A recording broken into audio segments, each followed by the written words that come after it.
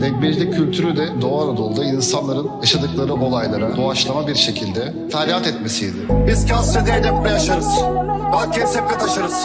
Belki de alırız zamanı geriye, kuşumuz kafeste kalır. Kesme yenilmiş aşkı en başta babamı annemi tanır. Kalsan sığdıramadım ondan, gitsen dünya yarım.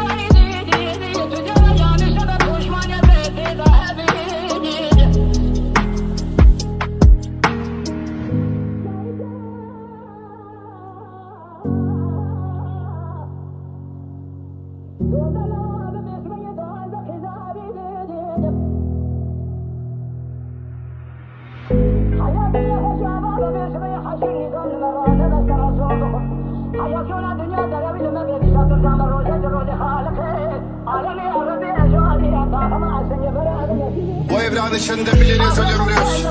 Yılan mı gördüğümüz? Belki de tanımaz kimseyi olmadık, ancak bir yerde görülmüşüz. Zamanı çehri sarsıttı, biz hep gülmeye gönüllüydük.